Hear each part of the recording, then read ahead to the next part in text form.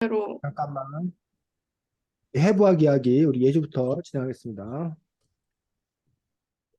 최근 해부학에 대한 얘기를 하고 있는데 본인은 이 해부학 앞에 초반에 해부학에 대해서 굉장히 자세하게 과정들이 설명이 되는데 이 과정을 보고 본인들은 해부학을 어, 해보고 싶은지 물어보고 싶었는데 저는 예전에 드라마로도 해부학 하는 장면들을 몇 번 본 적이 간단하게 짧게 짧게 본 적이 있어서 해부학에 대해서 조금 흥미가 있었었는데, 이 책에서 과정들을 보고 조금은 징그럽다라고 생각이 들긴 했지만, 그래도 재미있을 것 같아서 저는 해보고 싶습니다. 서연이는 어떤가요? 저는 비위가 약하기 때문에 이걸 보고 와 이걸 어떻게 하지 하면서 볼 정도로 딱히 경험해보고 싶은 실험은 아니었습니다. 민성이 얘기해주세요. 저는 딱히 해부학 같은 거를 직접 할 수 있을 정도로 약간 비위라든가 뭐 그런 게 좋지도 못하고, 어, 딱히 해부를 해보고 싶다 그런 생각은 없어서, 네, 딱히 음, 안 할 것 같아요. 네, 선생님 어떠신가요? 네, 제가 생긴 거와 달리 겁도 많고 또 비위도 많이 약해가지고 그래서 해부를 한다는 것 자체를 도저히 상상도 할 수가 없고 첫 번째. 두 번째, 어렸을 때 보면 무슨 개구리 해부나 뭐 이런 거를 친구들은 아예 해본 적도 있고 그러는데 저는 그것도 해본 적이 없고 또 이제 남자들은 낚시 같은 거 해가지고 이제 뭐 물고기 가지고 탕을 끓여 먹거나 할 때 그 물고기 손질하는 그런 과정에서 그것도 뭐 일종의 뭐 해부와는 좀 다르긴 하지만 어쨌든 손질하는 그런 과정이 있는데 그건 역시 저는 해본 적이 한 번도 없어가지고 아마 저는 못할 겁니다. 하고 싶지 않습니다. 네, 알겠습니다.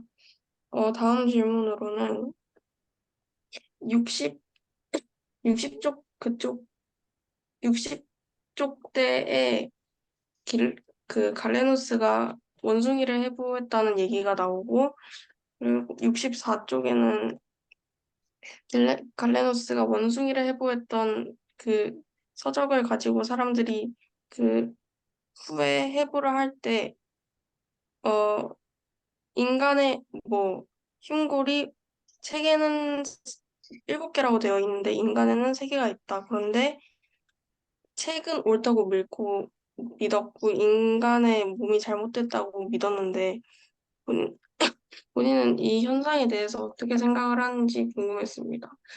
저는 일단은 사람들이 왜 책을 안 믿, 왜 책을 믿고 사람의 진짜 몸을 안 믿는지 이해가 안 됐고, 아무리 갈레노스가 훌륭한 사람이었다고 해도 본인이 눈으로 믿은 거, 아, 본인이 눈으로 본 걸 믿어야지 그 책 내용만 믿는 거는 좀 엉성하다고 생각을 했습니다.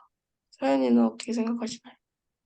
요즘 이제 예주님과 같이 이제 자신이 눈으로 직접 본 것인데도 어, 책 내용을 믿었다는 게 이해가 가지 않았습니다.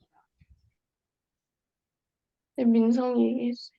음, 일단 그 시대라면은 뭐 르네상스라던가 옛날이었다면은 확실히 그 책 내용을 엄청나게 광적으로 믿거나 그랬던 건 가능할 것 같긴 하지만 지금 시점으로는 딱히 이해가 가질 않는 현상이고요.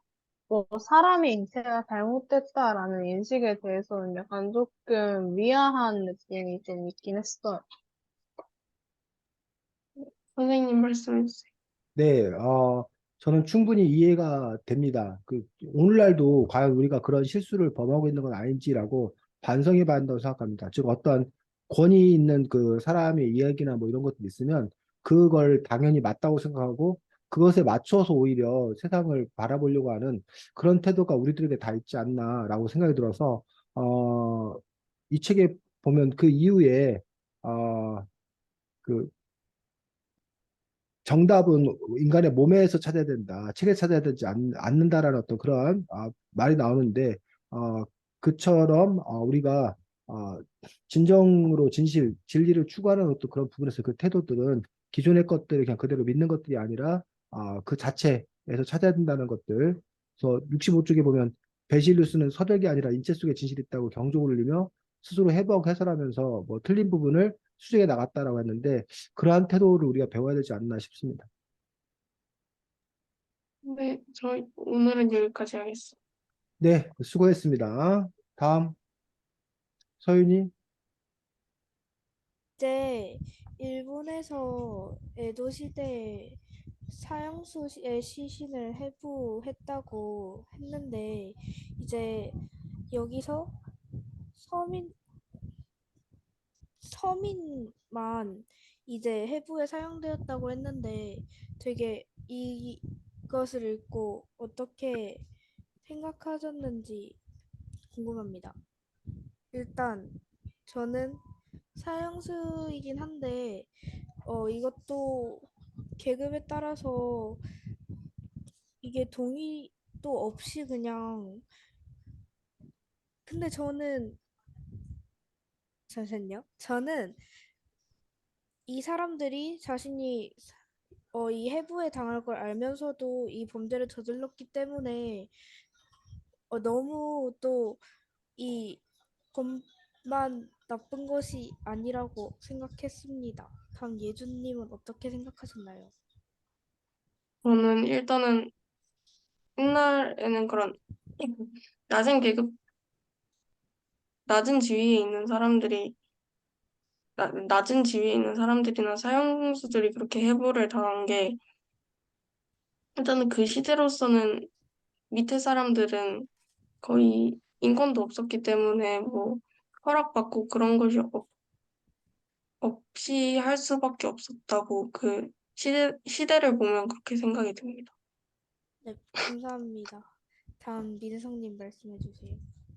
확실히 저도 예수처럼 그 시대였다면은 충분히 가능했을 것 같다고 생각이 들기는 하지만, 범죄를 저지른 사람들을 그렇게 그냥 무조건적으로 해부를 하는 거는 뭐, 딱히 그렇게 옳거나 그런 일은 아니었을 것 같다라는 생각이 들어요. 다음 선생님 말씀해 주세요. 네, 뭐, 어려운 문제라고 생각이 듭니다. 저 같은 경우도 이제, 뭐, 교회를 다니는데, 그런 얘기가 있습니다. 뭐, 나중에 이제 그 예수가 재림하는 날, 다 내려와서 자신의 육체를 찾아서 간다. 그러니까 우리가 그 매장을 해야 된다. 라는 그런 생각을 갖고 있는 사람들이 있습니다. 근데 화장을 해서 다 뿌려버리거나, 뭐, 이렇게 됐을 경우에 자기 영혼이 나중에 들어갈 몸이 없어진다.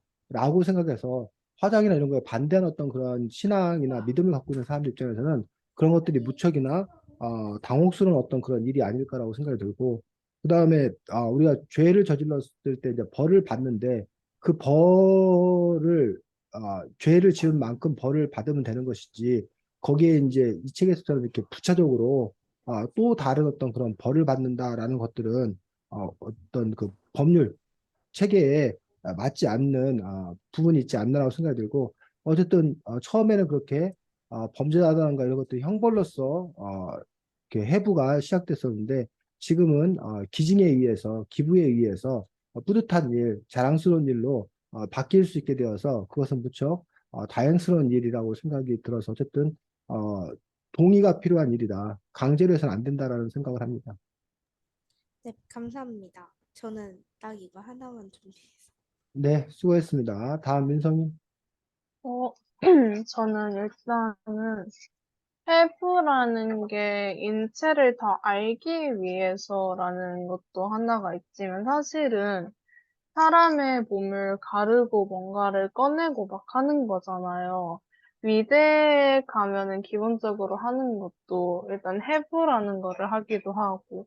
그래가지고 이제 해부에 대해서 어떻게 생각하냐를 좀 물어보고 싶었는데, 일단 저는 미학 발전을 위해서는 뭐 해야만 하는 일이지만, 사실 조금, 신체에 칼을 들고 막 하는 일이니까 순구하더라도 좀 꺼려지는 그런 일이다라는 그런 시선이 조금 있는 것 같아요. 다음으로 서윤이는요? 네, 저는 이제 해부학 드라마에서도 보고 이제 막 영화에서도 보고 어딘가에서 많이 주워 들었는데 이게 해부를 해서 지금 문학이 많이 발전하고 했지만 만약 내가 직접 하라 하면 못할 것 같은 그런 느낌이 듭니다. 네, 다음으로 예준이요. 저도 앞에 친구들이 말한 것처럼 그 의학 발전을 위해서는 꼭 필요한 것이라고 생각을 하고, 그렇지만 그 일반인들이 그 의학이나 해부에 대해서 지식이 전혀 없는 사람이 이 해부학에 대해서 다가들려고 들면은 되게 어렵고, 뭔가 꺼려질 수밖에 없는 그런 학문인 것 같습니다. 네, 다음으로 선생님이요. 네, 해부학이 뭐 의사들 입장에서 어쨌든 인체 구조를 제대로 잘 이해해야 그래야 이제 뭐 치료나 이런 것도 제대로 잘 할 수 있기 때문에 필수적으로 필요한 부분이라고 생각이 듭니다. 그뿐만 아니라 뭐 수술을 하는 데 있어서 그 연습, 그 감, 이 책에도 그런 게 나왔는데 어느 힘줄은 더 뭐 질기고 어느 거는 더 이렇게 약하고 하기 때문에 그런 섬세한 어떤 그런 것들을 자기가 익히기 위해서는 결국은 실전에서는 사람의 생명이 왔다 갔다 하는 문제이기 때문에 그것들을 할 수가 없다고 생각합니다. 그렇기 때문에 결국은 사체를 가지고서 그런 연습을 통해서 살아있는 사람을 더 잘 고치는데 기여할 수 있다라고 생각이 들기 때문에 그런 점에서 저는 기꺼이 돌아가신 분들이 자기의 몸을 내어줌으로써 해부할 수 있도록 함으로써 그럼으로써 이제 살아있는 사람들이 더 어쨌든 잘 살 수 있도록 도와준다는 측면에서 어쨌든 쓸모 있는 일이 아닌가라고 생각이 들어서 저 개인적으로는 뭐 기회가 닿는다라면 제 시신을 기증해서 그 해부를 하는데 쓰는 것도 좋겠다라는 생각을 합니다. 네. 그러면은 다음으로 이 책을 읽다 보면은 본격적인 해부 내용을 할 때 약간 생소한 근육이나 신체 기관의 이름 약간 어, 그런 생소한 단어 같은 게 많이 등장하는데 그 점에선 이 책이 어떻다고 생각하는지 좀 물어보고 싶었는데요. 일단 저는 그런 쪽 단어들에 대해서 딱히 배경 지식도 없고 하는 편이라서 읽기에 조금 약간, 살짝, 설명은 나와 있었지만 그래도 조금 어렵기도 하고 눈에 책이 잘 안 들어오는 그런 느낌을 좀 많이 받았어요. 다음으로 서윤이는요? 저는 이제 뒤에 설명이 있어서 어느 정도 이해는 일단 됐고 이제 민성님과는 조금 다르게 이런 전문적인 이 해부학에서 전문적인 단어도 조금 더 알아볼 수 있어서 더 좋았다고 새롭다고 생각합니다. 다음으로 예준이요?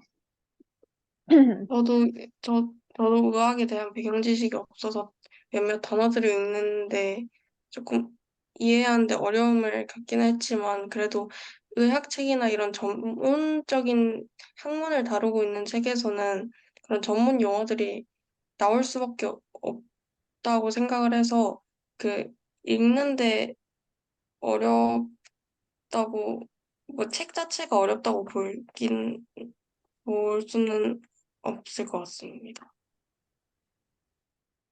그러면 선생님은요? 네, 저는 이 책을 여러분들과 함께 읽고 싶었던 이유들은 어쨌든 여러분들이 다양한 독서를 통해서 그 배경 지식을 좀 이렇게 형성했으면 좋겠다라는 그런 바람이 있었습니다. 그래서 여러분들이 특별히 이 해부학이라는 책을 자기가 관심 있어 보기는 쉽지 않기 때문에 어떤 이렇게 독서교실 수업을 통해서나마 해부학도 어떤 학문인지 알았으면 좋겠다라고 생각이 들어서 이 책을 같이 좀 읽었으면 좋겠다고 생각했었는데 읽으면서 좀 후회를 한 부분들이 전반부 정도까지는 뭐 의학의 역사, 또 해부학의 어떤 그런 역사나 이런 것들을 어떤 큰 틀에서 이렇게 보여주기 때문에 그런 점에서 이제 좋은 책이다라고 생각을 들었었는데 후반부 들어서는 이제 실제적으로 해부를 막 해나가는 과정에서 여러 가지 그 신체 부위에 대해서 구체적으로 막 얘기하는 그런 부분들이 상당히 그 많은 낯선 용어들 그런 용어들이 많이 있어가지고 저 역시도 이 책을 읽어내기가 좀 어려웠고 첫 번째로 두 번째로는 읽는 내내 이걸 내가 왜 알아야 되냐고, 이게 나랑 뭔 상관이냐고,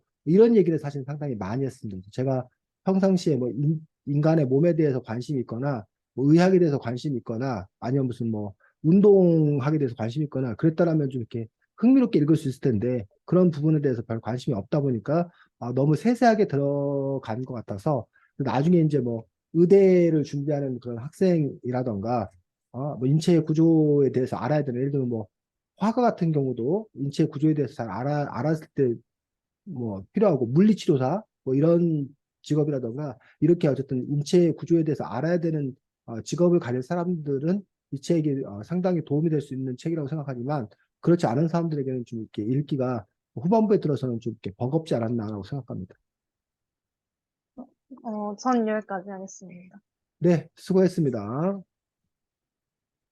자, 뭐, 선생님이 지금 뭐, 잠깐 얘기했었는데, 어쨌든 이 책이 그 해부학에 관해서 이야기 나누고, 단지 해부학에 관해서만 얘기하는 것도 아니라, 전반적인 그 의학, 이게 역사, 뭐, 이런 부분들도 함께 이야기하고 있는 그런 부분들입니다. 그래서, 뭐, 해부학적 지식을 여러분들이, 후반부에 들어서 쌓을 수 있다라면, 뭐 그것도 의미 있고 좋은 일이라고 생각합니다. 그래서 여러분들이 혹시 이제, 여러분들 중에 뭐, 이렇게 의대를 진학하거나, 꼭 의대가 아니다 하더라도 이렇게 우리 인간의 몸에 관해서 그 알아야 되는 헬스 트레이너 이런 사람들도 인간의 몸에 대해서 알아야지만이 그래야, 그다음에 운동하는 사람들, 격투기 같은 거 이렇게 하는 사람들도 인간의 몸에 대해서 제대로 잘 알아야지만이 그래야 더 효과적으로 이렇게 뭐야, 그 자기가 맡은 일들을 해나갈 수 있다고 생각이 들어서 꼭 의학을 하는 사람뿐만 아니라 다른 여러 사람들에게도 이렇게 도움이 되는 그런 책이 아닐까 싶습니다.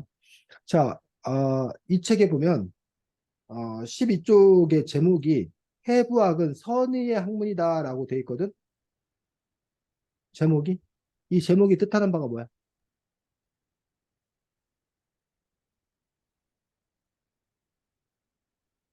해부학은 선의의 학문이다. 좋은 일을 하기 위한, 예주 뭐라고? 좋은 것을 하기 위한, 좋은 것을. 좀, 이게, 뭐라고 해야 되지? 민성이, 해부학은 선의의 학문이다라는 이 제목이 왜 나온 걸까? 음, 이 해부라는 것 자체는 사람의 몸에 대해서 탐구를 하고 그걸 이용해서 사람을 살리려는 그런 의도에서 만들어졌으니까. 서연이는 어떻게 생각해?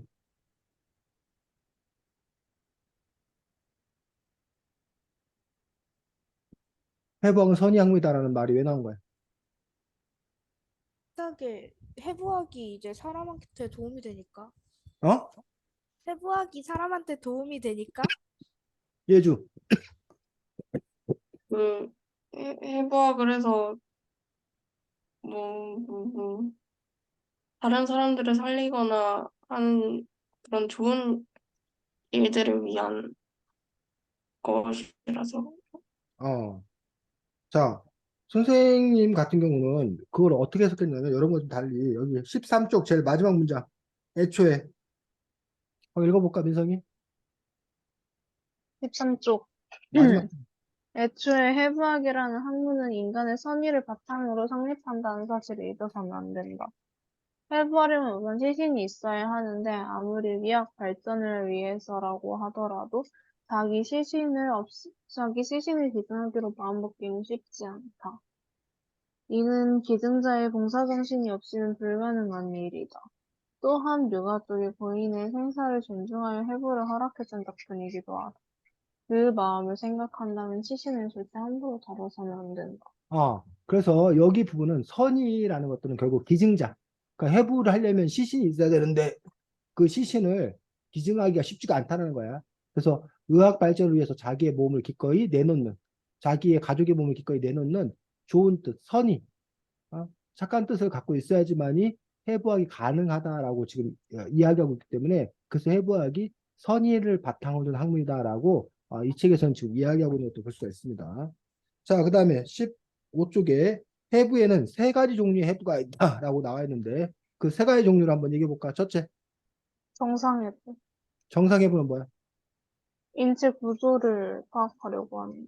아, 인체 구조를 파악하기 위해서 해부를 하는 것들이 정상 해부고 이 책에서 다루고 있는 거의 대부분의 내용이 바로 정상 해부인 것들을 볼 수가 있습니다. 두 번째가 병리, 병리해부. 병리 해부는 뭐야? 사인 규명하려고. 사인을 규명하기 위해서 그 사람이 도대체 왜 죽었나 사망했을 때 사인을 규명하고자 유가족의 허락을 받아서 진행하는 그런 병리 해부라고 하는 것들을 볼 수가 있습니다. 그래서 두 번째가 사인 규명, 죽은 원인, 이 사람이 왜 죽었나를 밝히기 위해서 해부하는 그런 부분을 볼 수 있습니다. 세 번째는 법의, 법의해부. 법의 해부. 법의 해부는 뭐야? 이상사체를 검찰이나 의사가 검안하고 사인을 규명하려고 진행하는 거. 아, 결국 이거는 이른바 자연사가 아닌 거야. 자연사나 병사가 아니고 범죄와의 연루 가능성을 의심하는 경우에 그럴 때 이제 바로 이렇게 법의학 계부를 통해서 사인을 여기 이것도 역시 마찬가지지.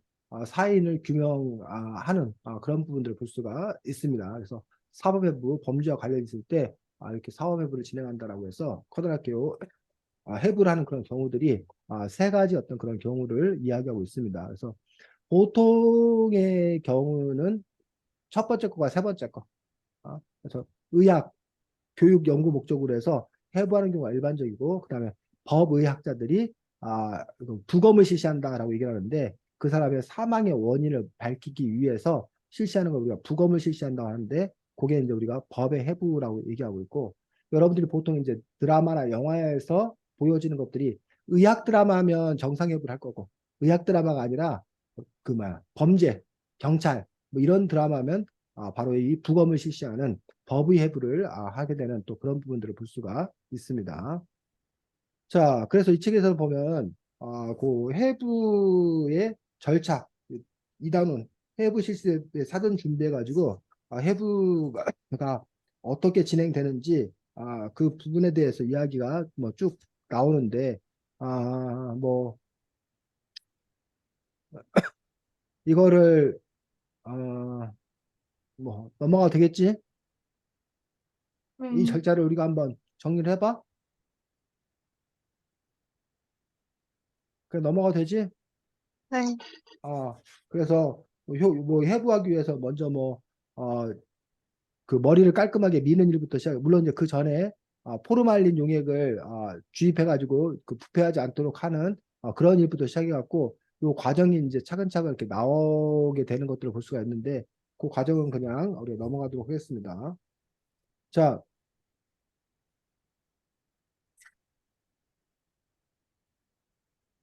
27쪽에 보면 뇌사라는 얘기다. 뇌사. 뇌사가 뭐래? 인간의 죽음, 네. 네? 뇌사 네, 상태, 뇌사에 인간의 죽음. 빠졌다는 것들이. 사람 인간의 죽은 거. 죽음. 사람이 죽음, 인간의 죽음을 의미한다라고 얘기했는데, 근데 뇌사 상태에도 뭐는 뛴다는 거야? 심장, 있고, 심장이 뛰고 체온이 느껴진다는 거지. 그랬을 때 과연 이것들을 죽었다고 이렇게 판정을 내릴 수 있을 건가라는 부분에서 그 의사 선생님들이 이제 이렇게 뭐야 사망 선고를 한단 말이야. 그 사망 선고를 할 때 그 사망 선고의 어떤 기준이라는 게 있는 거야. 그 사람이 자가호흡, 자기 스스로 이렇게 호흡을 할 수 있는 어떤 그런 부분이 있는 건가? 뭐 심장이 뭐 뛰는 건가? 근데 이제 뇌사 상태에 빠졌다라는 거는 심장은 뛰는데 그 사람이 아무것도 그 감각이 없는 거야. 누가 불러도 무슨 반응을 보이지 않고 심장만 뛰는 어떤 그런 부분에서 이거를 그 사람을 살아있다고 볼 것인지 아니면 뇌사 판정을 내려서 사망한 어떤 그런 것을 볼 것인지 그 부분들이 조금 이제 나라들마다 다르기도 하고 상황마다 또 다른 것들을 볼 수가 있습니다. 자, 30쪽에 보면 첫째 줄 읽어보겠습니다. 첫째 문장 뭐라고 돼 있어? 그 30 30쪽의 첫 번째 문장. 맞죠? 인간과 인체를 동시에 볼 수 있게 된다. 자, 인간과 인체를 해부하는 과정에서 인간과 인체를 동시에 볼 수 있게 된다라고 얘기하고 있는데 그게 뭔 말이야? 인간이라는 그 생물학적 그 종이랑 인체라는 그 이 구조를 동시에 볼 수 있다? 또 서윤이 인간과 인체를 동시에 볼 수 있다는 것들이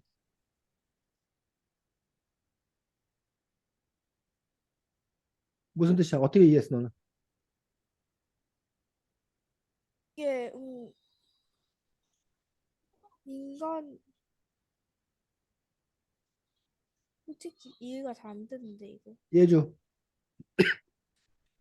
음,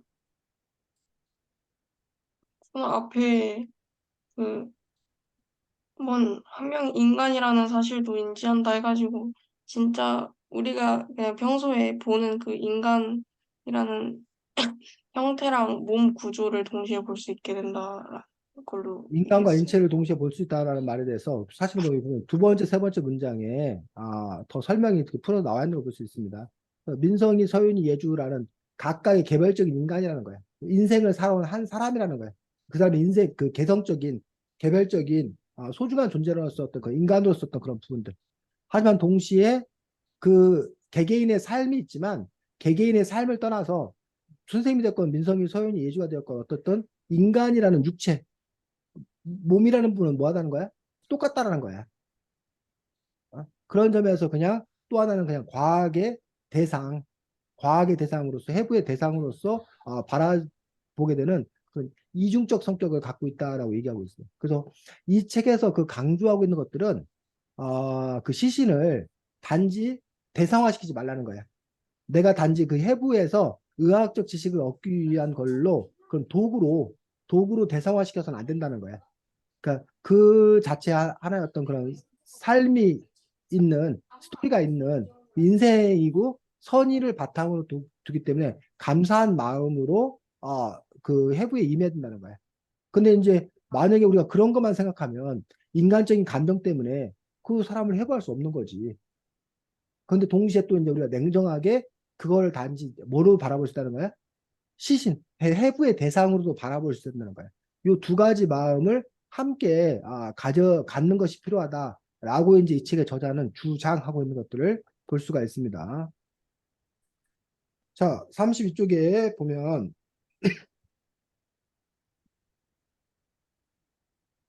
밑에서 셋째 줄 이런 작업을 반복하면서 예시를 읽겠습니다. 이런 작업을 반복하면서 부위에 따라 단단함의 차이를 파악하고 힘을 조절하는 방법을 몸으로 익혀나간다. 요 부분이 아까 해부를 해 나가면서 그 장기에 대한 어떤 그런 뭐 기관에 대한 그런 의학적 지식을 쌓아가는 것도 중요하지만 또 하나가 나중에 자기가 뭐 할 때 수술을 실제로 할 때 그 감 어디는 좀 더 이렇게 뭐야 힘을 더 줘서 해야 된다 어디는 힘을 좀 빼서 해야 된다 이런 것들을 그 실습하는 그러한 그 부분이 된다는 거지.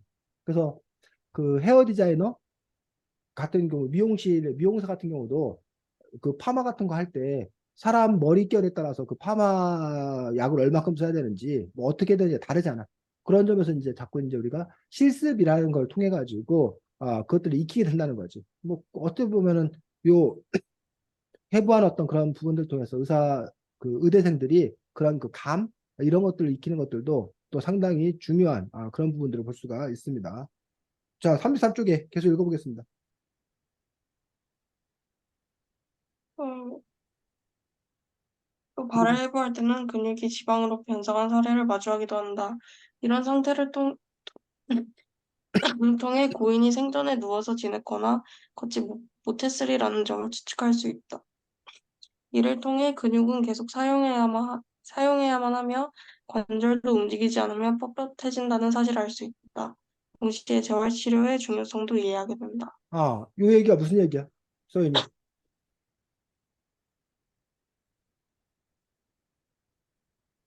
소연아, 죄송해요. 음소가 된 줄 몰랐어요. 뭐라고? 음소거가 된 줄 몰랐어요. 아, 네. 예주가 지금 읽은 부분이 뭔 얘기야? 안 실험하고 안 쓰면은 안 쓰면 굳는다? 민성이. 음, 그냥 몸 안 움직이면은, 뭐, 뻣뻣해지기도 하고 하니까 근육 계속 써야 된다. 음. 예주. 음, 음, 몸은 안 쓰면 뻣뻣해지고, 예, 안 쓰면 뻣뻣해진다. 자, 여러분들이 말한 게 뭐 다 맞습니다. 근데 이제 선생님이 원했던 답은 그걸 좀 더 크게 봐서 그 시신의 상태에 따라서 그 시신, 그 사람이 평상시 어떻게 생활해 왔었는지 그 사람의 어떤 그런 삶의 궤적들을 우리가 뭐 할 때 추리할 수 있다는 거예요. 그러니까 이 사람이 뭐 예를 들면 뭐 근육이 발달했다. 그러면 이 사람이 아, 활동적인 사람이었겠구나. 아, 이 사람이 보니까 근육이 하나도 없다. 어? 뭐 아니면 뭐 어느 부분이 뭐 더 발달했다. 라고 하는 또 뼈가 휘었다. 뭐 이런 그런 여러 가지 그 시신의 어떤 그런 상태들에 따라서 그 고인이 그 평상시 살아생전에 어떻게 생활했었는지 어떤 삶을 살았는지를 우리가 짐작해 볼 수 있다는 거예요. 첫 번째로. 두 번째로는 그걸 통해 뭐 이런 현상을 통해서 여러분이 말했던 대로 요 그 기관이라든가 이런 뼈라든가 이런 것들이 그런 형태로 되는 걸 보고서 어떻게 살아야 하는가, 어떤 자세를 가져야 되는 건가, 그것들이 미치는 영향에 대해서 알 수 있는 어떤 그런 계기가 된다는 거예요. 실질적으로. 그러니까 이론적으로 이렇게 들어서가 아니라 실제 자기가 이 뼈가 굽어 있는 걸 보면 근육이 뻣뻣해 있는 걸 보면 이 사람이 어떻게 생활했기 때문에 이렇게 되는구나라고 더 이제 확실하게 알 수 있게 되는 그런 부분들을 볼 수가 있습니다. 그 얘기를 지금 하고 있는 겁니다. 자, 그 다음에 여기 34쪽에서 해부 대상에서 한 명의 인간으로라는 얘기는 뭔 얘기야?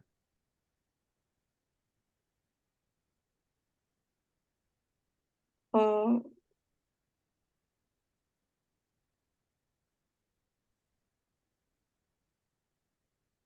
해부 대상에서 한 명의 인간으로라는 말. 그 챕터 시신을 해부할 때, 음, 실습할 때는 가려놨다가 머리 해부할 때 벗겨내는데, 그때 뭐 얼굴도 보이고 하다 보니까 그때는 비로소 이제 그냥 해부 대상인 그 시신이 아니라 사람으로 느껴진다? 그 시신, 그러니까 해부가 다 끝난 다음에는 다시 정중한 예를 갖춰서 그 분에게 이제 왜 장례를 치러드리고 유족에게 잘 전달하고 이런 부분들에 대해서 이야기하고 있는 것들을 볼 수가 있습니다. 그래서 아까 그 같은 맥락인 거지. 앞에서 우리 인간이면서 동시에 인체의 그런 부분들인데 해부의 대상이기도 하지만 또한 그 사람이 선의를 바탕으로 해서 우리가 기증한 기증자이기 때문에 그의 고인에 대해서 또 우리가 예우를 다해야 된다라는 어떤 그런 얘기를 하고 있습니다. 그래서 우리 해부할 때 어떤 그런 마음가짐, 자세 이런 것들에 대해서 이야기하고 있습니다. 그 다음에 시신의 기증을 통해 발전한 해부학이라고 되어 있어가지고 요 해부학이 우리나라도 지금도 마찬가지야. 그래서 시신 기증을 이렇게 받고 있는 어떤 그런 부분들인데, 시신을 시신을 어떻게 구할 거냐라는 부분들이 또 상당히 이렇게 문제가 되는 그런 부분들을 볼 수 있는데, 어쨌든 요즘에는 시신 기증을 통해서 의학 발전에 이바지한다는 어떤 그런 인식이 퍼져나가 있는 것들을 볼 수가 있고, 또 하나는 그 뭐라고 해야 되나, 연고자 없는, 그러니까 그 사람이 죽었는데 무연고, 아무 가족이나 친척이 없어. 그럴 때 이제 그 사람의 어떤 그런 장례를 치러준다는 어떤 그런 조건으로 그 사람의 시신을 갖고 이제 뭐 이렇게 해부에 쓴다던가 그런 부분들이 또 있는 것들을 볼 수가 있습니다. 근데 이제 어쨌든 그런 것들이 본인의 동의나 이런 것들을 얻지 않았을 경우에는 또 나중에 사회적인 문제가 될 수 있는 그런 부분을 볼 수 있고 여기에서 이제 그 두 가지 나뉘어. 하나는 목적지향적이면 아니 그 좋은 일에 하는 거 좋은 일에 쓰는 거 아니냐 의학 발전에 쓰는 거 아니냐 그러니 동의를 구하지 않고 써도 된다라는 그런 주장을 하는 그런 사람도 있고 반면에 아니다. 아무리 좋은 일에 쓴다 하더라도 그 사람이 동의하지 않았더라면 아무리 그 무연고자 시신을 수습해 갈 수 있는 그런 사람이 아닌다 하더라도 또 아무리 그에 대해서 장례를 치러주고 뭐 제대로 해준다 하더라도 그 사람이 동의하지 않았더라면 해서는 안 된다라는 부분에서 입장이 서로 이렇게 나뉠 수 있는 것들을 볼 수가 있습니다. 민석이는 어디를 치지? 음, 글쎄요. 만약에 시신 기증자가 별로 없어. 그래서 이제 의대에서 실습을 했는데 시신이 부족해. 그럴 경우에 이른바 뭐 노숙인이라든가 이런 무연고자 가 사망을 했을 때 아, 그들의 시신을 가져다가 해부학에 사용하는 것에 대해서 동의하는지 아니면 동의하지 않는지 뭐 쉽게 말하면 민정이 어때? 뭐,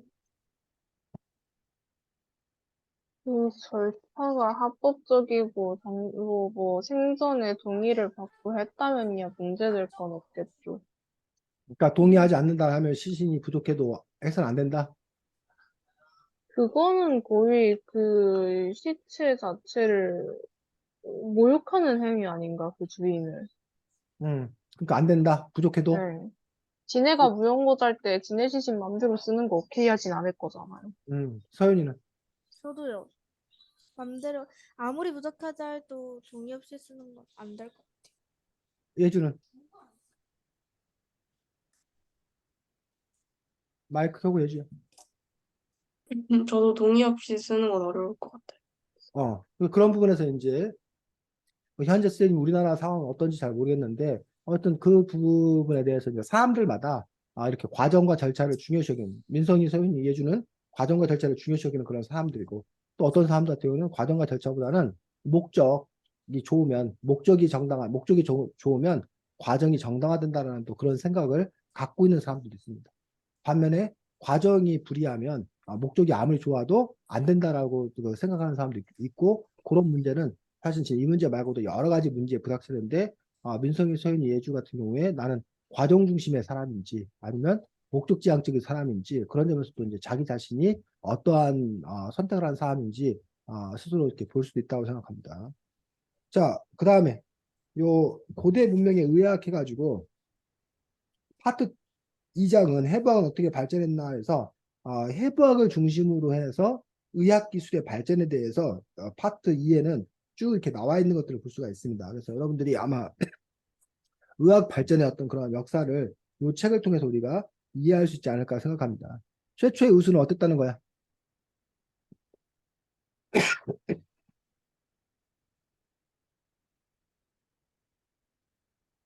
어, 최초의 의술. 풀을 뭐, 응? 풀을 먹었다. 또 상처 부위에 바른다.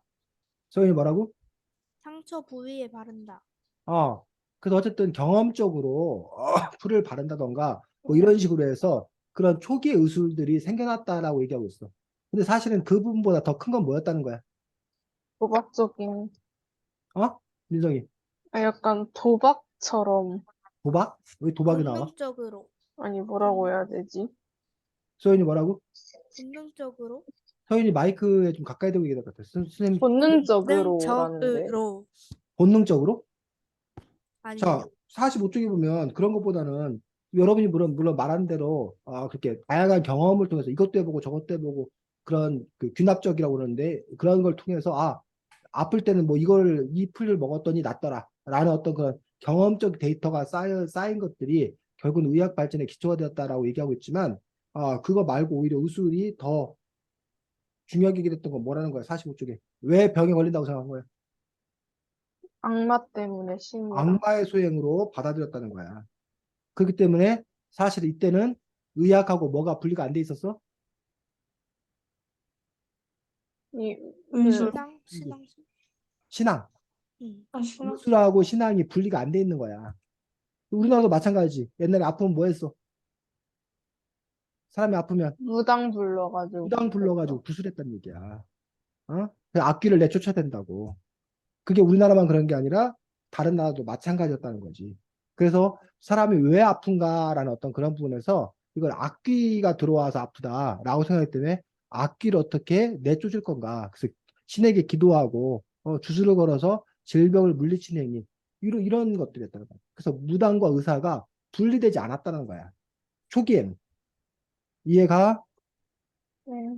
자, 그 다음에 여기 46쪽에 최초의 기록에 대해서 나와 있지.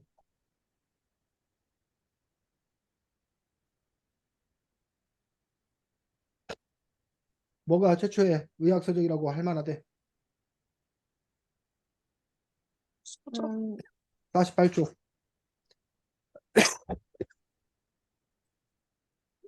아니, 메소포타미아에, 어, 요거 오타 아니에요? 설형 문자라고 써 있는데? 활용 문자가 왜? 오타라고? 아닌가? 쐐기 문자, 활용 설형? 문자. 메소포타미아 음, 문명이 쐐기 문자를 사용했잖아. 쐐기를 설형이라고도 하는구나. 어, 설형 문자로 적은 거. 오다가. 같은 거야. 네. 점수판에다가 그걸로 적은 거. 그래서 여기 보면 메소포타미아 문명에 함무라비 법전이 또 이렇게 유명하지. 여러분들 함무라비 법전 뭐 눈에는 눈, 이에는 이 뭐 이런 걸로 유명한 그런 부분을 볼 수가 있는데 거기에 뭐도 나와 있다는 거야. 수술한 내용을 담은 정 의사가 수술하다가 환자가 죽거나 눈을 수술해서 환자의 눈이 멀었을 때는 의사의 손가락을 잘라내도 줬다는 무시무시한 내용이 나온다라고 해서 이러한 내용을 통해서 그 당시에도 뭐가 있었다? 그, 수술. 수술이 있었다는 걸 알 수가 있는 거지. 또 이런 의료 사고가 있었다는 것도 알 수가 있는 거지. 그래서 이러한 과거의 어떤 그런 기록을 통해서 우리는 그 당시에 사람들의 삶의 모습들을 추리해 볼 수 있다는 거. 이게 이제 메소포타미아 문명이고. 자, 마지막 문단에는 뭐 어디 나와? 메소포타미아 말고 이제 어디 나와? 마지막 문단에는 48쪽. 이집트. 이집트 문명이 나와. 이집트 문명. 이집트 문명에는 뭘로 기록되어 있다는 거야? 상형 문자? 어? 상형 문자. 상형 문자로 기록되어 있는데 뭐에다가 아까 저기는 점토는 이렇게 파피루스. 파피루스 문서. 파피루스가 뭔지 알아? 네. 어, 그, 파피루스는 식물이야, 식물. 네. 식물인데 그 파피루스가 올라 우리 종이처럼 이렇게 만드는 거지. 거기에 이제 이런 의학적인 어떤 그런 내용들이 기록이 되어 있는 것들을 볼 수가 있고, 그 다음에 49쪽에, 그 다음에 어디 나와? 인도. 인도. 또 나와, 인도. 인도의 의료 기록이 나와 있고, 그 다음에 그 밑에는 인도 다음에 어디 나와? 중국. 황제대교 중국 나와. 한나라? 자, 근데 이게 메소포타미아, 이집트, 인도, 중국, 왜 혹시 여기가 나왔는지 알아? 공통점이 뭔지 알아? 여기가? 문명 발생기. 그렇지, 문명의 발생지였다는 거야. 그 문명의 발생지여서 바로 이런 의료 기술이라든가 의학이라든가 이런 것들도 역시 시작이 된 걸로 보여지는 것들을 볼 수가 있습니다. 자, 그 다음에 50쪽. 그래서 이 책에 따르면 18세기경까지는 서양 의학의 의료 수준이나 중국 의학이나 인도 의학이 별 큰 차이가 없었다라고 얘기하고 있는 것도 볼 수가 있습니다. 근데 지금 현재 우리나라 같은 경우도 전 세계적으로 지금 그 의학에서 잡고 있는 건 어디야? 동양의학이야, 서양의학이야? 서양이. 서양의학이 기본적으로 잡고 있는 거지. 우리가 보통 우리 한의학이 있긴 하지만 한의학의 비중은 상대적으로 우리 적다는 얘기지. 일반 양의 서양의 어떤 그런 의학들이 훨씬 더 이제 광범위하게 차지하고 있는 것들을 볼 수가 있습니다. 그래서 서양의학에서 이제 이 책에서 주로 서양의학의 역사를 중심으로 해서 또 설명이 나오고 이 책이 저자가 이제 일본 사람이다 보니까 동양의학에 관한 설명들도 군데군데 좀 나오고 있는 것을 볼 수 있습니다. 어쨌든 서양의학의 역사에서 가장 중요한 인물로 손꼽히는 게 51쪽에 누구? 히포크라테스. 히포크라테스라는 인물이 상당히 중요한 어떤 부분을 볼 수가 있습니다. 그래서 히포크라테스가 쓴 책 히포크라테스 전집의 내용을 거기 두 번째 문단 읽어보겠습니다. 윤성이 히포크라테스의 사후에 통합된 히포크라테스 전집은 윤리적 내용을 담은 책부터 임상의학과 병리적 서적, 산부인과학과 소아과학 서적, 치료학과 영양학 서적 등 다양한 분야를 다룬 책으로 이루어졌다. 그 당시부터 이런 원형들 이런 것들은 그 당시부터 이렇게 있었다라는 것들을 볼 수가 있습니다. 자, 그런데 그 당시에 그 한계라는 부분들이 52쪽 예주 읽겠습니다.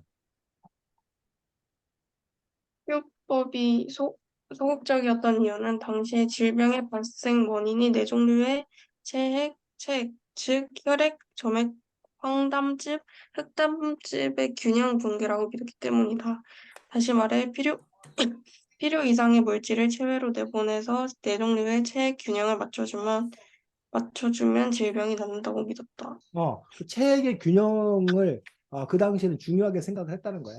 그러다 보니까 이제 적극적인 그런 의료행위가 일어날 수 없었다라고 얘기하고 있는데, 자, 그래서 여기 보면 분명한 의료행위를 통해 의학적으로 인체를 관찰했다는 공적이 크다고 볼 수 있다. 그러나 여전히 인체를 해부하지 않은 탓에 질병을 특정 장기와 연결해서 생각하지는 못했다라고 해서 히포크라테스의 그 한계를 지적한 거야. 여기서 질병을 특정 장기와 연결해서 생각하지 못했다라는 부분들 때문에 해부학이 중요하게 여기는 거야.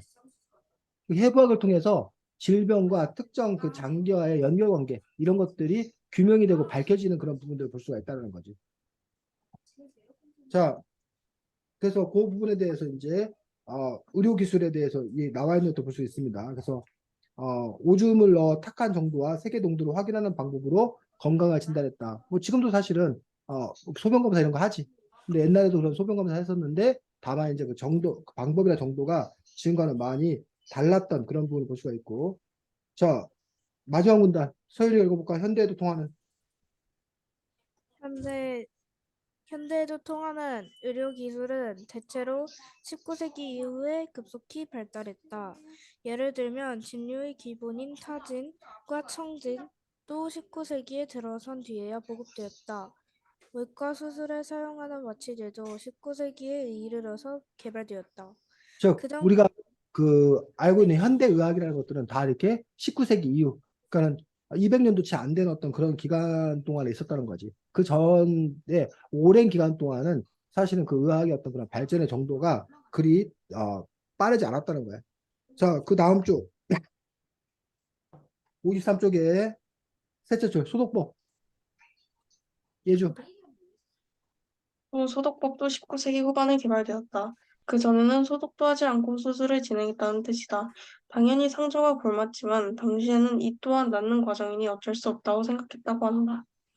그래서 수술로 말미암은 사망률도 굉장히 높을 수밖에 없었다. 소독법이 보급되기 전 제왕절개 수술했던 산모의 사망률은 과연 몇 %였을까? 실제로 거의 100%에 가까웠다고 한다. 결국 제왕절개 수술을 하면 산모는 사망할 수밖에 없었다는 것이다. 그런데도 그대로 두면 산모와 아기 모두 위험할 수 있었기에 아이만이라도 살리고자 제왕절개 수술을 진행했다고 한다. 그래서 지금 과거에 그 수술을 하면 오히려 없던 병이 더 이렇게 전염이 돼서 죽게 되는 거야. 그것들이 결국은 소독하는 것들의 중요성에 대해서 알지를 못했기 때문에 오히려 병원에 가서 그 위생이나 이런 상태가 이렇게 철저하지 못해가지고 오히려 더 그 병을 얻게 되는 그런 문제가 발생하고 지금도 마찬가지야. 지금도 사실은 이렇게 아, 단순한 병 때문에 병원을 갔는데 사실 병원에 그 환자들이 엄청나게 많은 거잖아. 거기 엄청나게 많은 병균들이 있는 거란 얘기지. 그래서 전염의 어떤 그런 가능성이 상당히 높은 게 병원이라는 거예요. 오히려 가장 위험한 곳이. 그러다 보니까 이제 어린이들 같은 경우 병원에 문병 같은 거 이런 것들을 이렇게 오지 말라고 하는 어떤 그런 이유들이 아무래도 어린이들이 면역력이 약하다 보니까 병원에 그 병균이라든가 이런 것들이 많다 보니까 그런 문제에 노출되는 것들을 막기 위해서 또 그런 이야기를 하는 것도 볼 수 있습니다. 자, 그러면서 이제 어쨌든 해부학에서 시작된 의학혁명 해가지고 그 해부학이 이제 본격적으로 현대의학으로 나아가는 그런 중요한 첫걸음이 된다라고 얘기하고 있는데 바로 54쪽 서연이 읽겠습니다.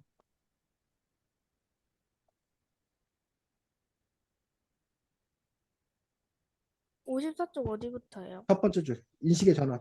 이 인식의 전환, 즉 자연현상을 있는 그대로 관찰하고 이해하려는 자세가 유럽 르네상스 시대의 의학뿐만 아니라 자연과학 분야 전체에 움트기 시작했다. 인체를 분석해서 바라보는 의학은 해부학에서 시작되었다. 19세기에 급속도로 의학이 진보했던 이유도 질병의 원인이 규명되고 진단법과 치료법이 개발되었기 때문이다. 그리고 병원균이 발견되고 진단기술이 개발되면서 20세기 이후의 의학 발전 속도는 눈에 띄게 빨라졌다. 자, 그런 부분들에서 이제 그럼 그 전의 의학과 해부학에 대한 의학의 어떤 그런 차이들을 보면 여기 55쪽 약으로 식물의 첫 번째 줄 민성이 약으로 식물의 엉뚱한 부위를 잘못 사용하게 될 수도 있다.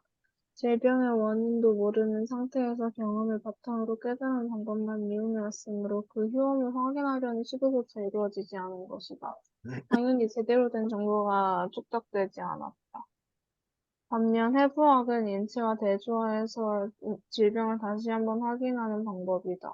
나중에 다시 언급하겠지만 갈리누스의 위약 문서에 있는 위약 이론이나 약 진단법 증상 등에 관한 내용을 읽어봐도 이해하기가 쉽지 않다. 그러나 해부학 부분만은 현대인인 우리가 읽어도 이 부분을 제대로 맞췄네, 이 부분은 틀렸어라고 검증할 수 있는 내용이 적혀 있다. 확인하고 검증할 수 있는 사실을 쌓아나가는 과정이 바로 과학이다. 그 실제로 부분이 그리스 중요합니다. 민서님 문명, 거기까지.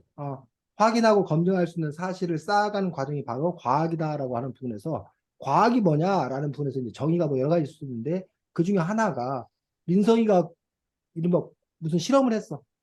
그럴 때 이제 민성이가 그 실험 과정을 오픈한단 말이야.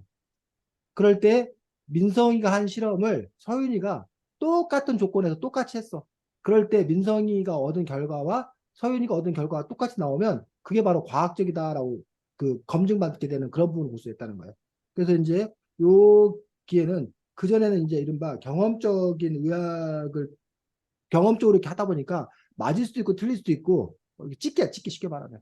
근데 이제 해부학을 통해서 이것들이 이제 검증 가능해졌다라고 얘기하고 있고 또 해부학이 왜 중요한 건가에 대해서 설명을 또 볼 수 있습니다. 자, 그 다음 챕터는 해부학의 역사에서 아주 이제 큰 족적을 남긴 중요한 그 해부학자들에 대한 이야기가 쭉 이렇게 나오고 있는 것도 볼 수가 있습니다. 그래서 제일 첫 번째 나온 게 누구? 벨레누스, 어? 갈레노스 사람인데 갈레노스는 인체를 해부하지 않고 뭐로 해부했다는 거야? 동물?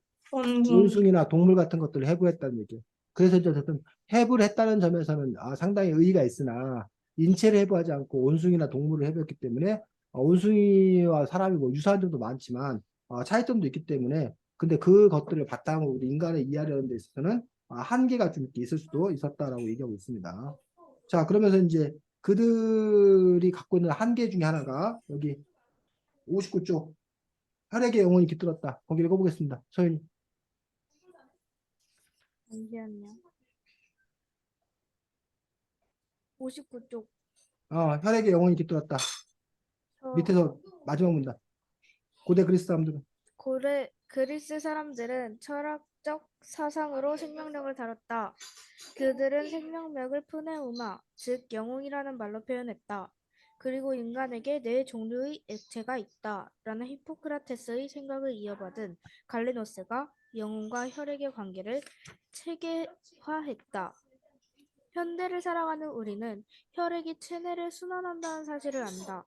그러나 갈레노스는 우리와 똑같은 심장과 혈관을 보고도 전혀 달리 생각했다. 그 우리는 당연히 지금 우리가 그 혈액이 우리 몸을 순환한다는 거 우리는 당연히 알고 있다는 얘기야. 하지만 옛날 사람들은 그렇게 생각하지를 않았던 그런 부분들에 대해서 지금 이 책에서는 이야기하고 있는 것들을 볼 수가 있다는 거지. 그래서 갈레로스 같은 경우에 다른 종류의 액체를 운반하는 관이라고 생각했고 체내도 관이 연결되어 있어 체액이 영원히 전달된다고 믿었던 그런 부분이고 정맥은 영양, 동맥은 영혼, 신경은 뇌에서 만들어져서 신경계를 운반하는 관이라고 생각했던 그런 부분들을 볼 수가 있다는 얘기죠. 자, 그 다음에 뭐 그 이후에도 어쨌든 그런 갈레로스의 생각이 너무나 이제 뭐야 크게 영향을 미쳐가지고 변하지 않다가 65쪽에 그 다음에 갈레로스의 한계를 극구한 인물이 누구로 나와? 베살리우스? 베살리우스라는 거야. 그러니까 베살리우스는 서적이 아니라 인체 속에 진실이 있다고 경종을 울리며 스스로 해부하고 해설하면서 갈레로스가 틀린 부분을 수정해 놨다는데 여기 인체 속에 진실이 있다라는 말, 서적이 아니라 인체 속에 진실이 있다라는 말이 무슨 뜻이야? 쇼인이 어, 진실. 예주. 그 베살리우스 전의 사람들은 그 인체를 보지 않고 갈레노스가 써놓은 그 서적만 보고 진실을 생각을 했는데 음, 베살리우스는 그와 달리 인체를 보고 그 진짜를 생각했다. 그렇지. 그 얘기를 하고 있습니다. 그래서 요 시기가 바로 언제 시기래? 제일 마지막 줄 읽어보자. 65쪽 제일 마지막 줄. 어, 코페르니쿠스, 코페르니쿠스. 그러니까 지동설을 아, 주장했던 것도 이와 같은 시기였다라고 해서 그러니까 그 사회 전반적으로 그 전까지는 막 신중심 내 생각에서 어떤 그런 부분에서 이제 우리가 인간의 이성으로 과학적으로 이렇게 세상들을 바라보려고 하는 어떤 그러한 노력들이 생겨나는 것들을 볼 수가 있습니다. 자, 그 다음에 여러분들 여기 뭐야 70쪽에 누가 나와? 레오나르도 다빈치. 자, 레오나르도 다빈치는 어때? 의사야? 아니요? 아니요. 아니야. 레오나르도 다빈치가 그런데 그 레오나르도 다빈치 인체 해부도가 상당히 유명하다는 얘기야.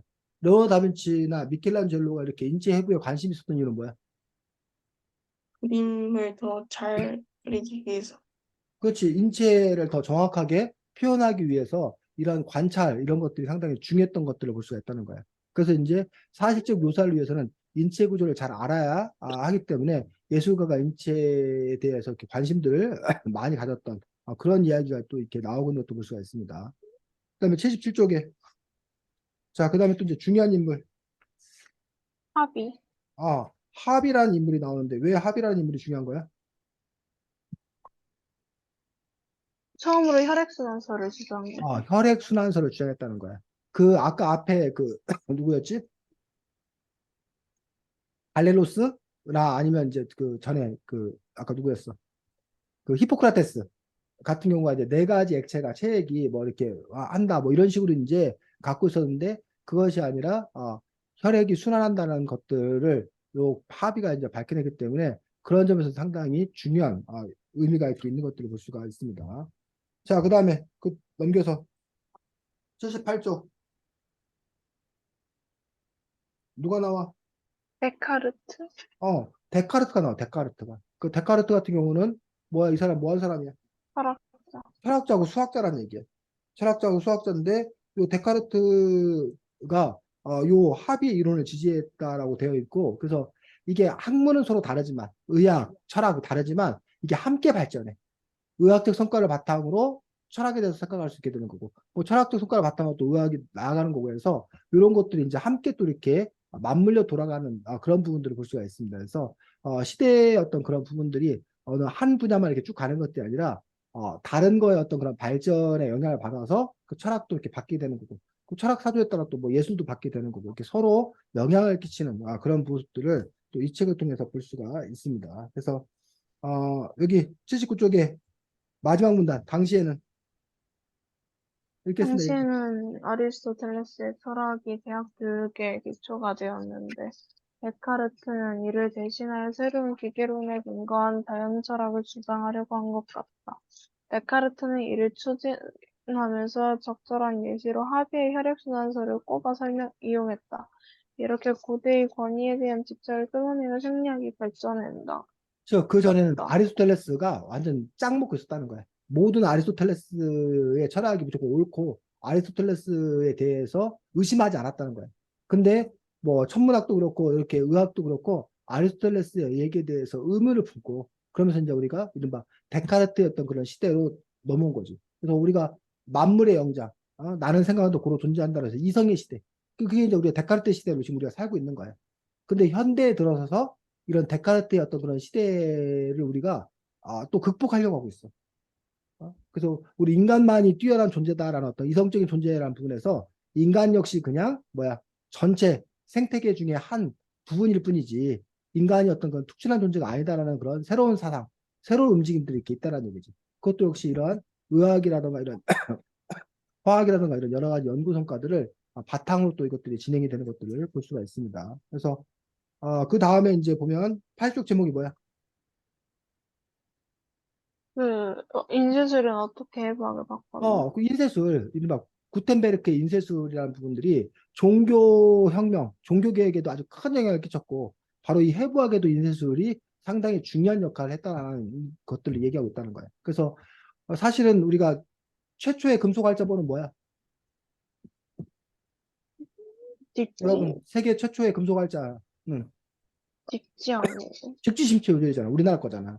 근데 세상 네. 사람들이 직지심체 요조를 세계 최초의 그 금속 활자로 별로 인정을 안 해. 그 뭘 인정을 해?